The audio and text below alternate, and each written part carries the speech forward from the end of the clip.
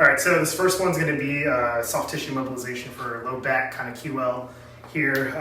With the low back and QL, I just like to kind of incorporate mobility, soft tissue work, and kind of a long-term stretch here just to kind of like smash it out, elongate the fibers, and still get kind of like a activation effect here. So the first one we're going to use is like a ball. It doesn't have to be a super hard lacrosse ball. It can be a tennis ball even. So simple enough, just kind of taking it. So again, the QLs are kind of like right on the side of the spines underneath the lat here. So we're just targeting anything we think is tight and nothing fancy here. Just kind of identifying what you think is tight and then kind of relaxing on that ball here. So again, you can kind of manipulate your body to get more pressure or less pressure depending upon how discomforting it feels. And then we're just rolling on it. And then again, you can go up and down, kind of go along that QL. Just be careful with the false rib. You don't want to kind of aggravate that. And then again, we're just rotating on it. And then if you're super tight or the SI joints are kind of locked up per se, you can even get some kind of like cavitations or pops on it.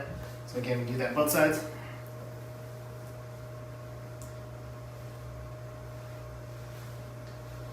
And then again, experiment with different types of like instruments here. It could be a ball such as this. It's super soft with kind of ridges on it. You could do like a peanut lacrosse ball, which is kind of that 2 lacrosse ball conjoined one, or again, a lacrosse ball or softball even, depending upon how much pressures you need.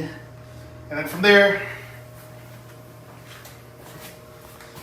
again, kind of like the activation portion of it with the QL.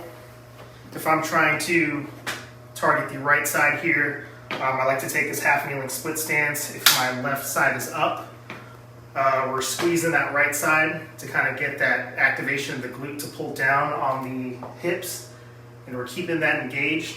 We're kind of pressing down or doing a hamstring curl on this side to kind of get that contralateral effect, and we're just reaching over, staying in this frontal plane. Again, we're squeezing the glute on the right side and doing a hamstring curl on the left, and then you can kind of slack off a little bit. And then again, stretch out here. And then for a final thing, staying in this position, just kind of getting the hips incorporated. Let's kind of loosen up the hips and then get the low back kind of moving, and then rotations. If you want to get more of a T-spine effect, just reach up, looking towards the hand, and again, dropping that elbow down.